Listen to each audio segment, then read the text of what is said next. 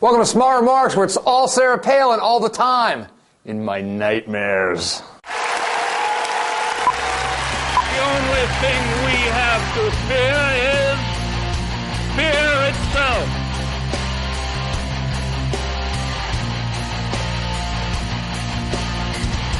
So Sarah Palin's in the news again, God help us, because she read a book. She wrote a book, Going Rogue, An American Life. It's out there now. And so she's been on Oprah, and she's been on Barbara Walters, and she's been all over Fox News, as if that's anything new. Her supporters, of course, are, in addition to being outraged, they are thrilled because Palin goes after her critics in the book. And not only that, it's the opening salvo in what is sure to be her run for the GOP presidential nod in 2012. And we're going to make a little prediction here at Smart Remarks. Not only is she going to run for the GOP nomination, she's going to win it. There is nobody else. Yeah, I know Romney's going to run probably, and Huckabee and Palin, maybe even Tricky Ricky Santorum, but they might as well give it up. They don't have a chance. Palin is the face of the Republican Party. She's the embodiment of the base's outrage. And who's going to criticize Palin and thus implicitly criticize the base? Good Lord, Republicans aren't even allowed to disagree with Rush Limbaugh. And they're going to diss Palin? Not in your life. And without it, you can't campaign against her. She is going to win the Republican nomination in 2012.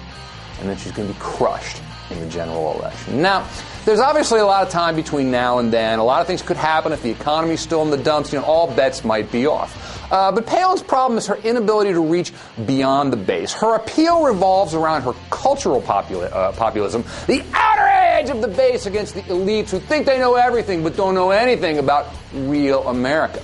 But here in the midst of the Great Recession, a little economic populism is going to be necessary to broaden her appeal.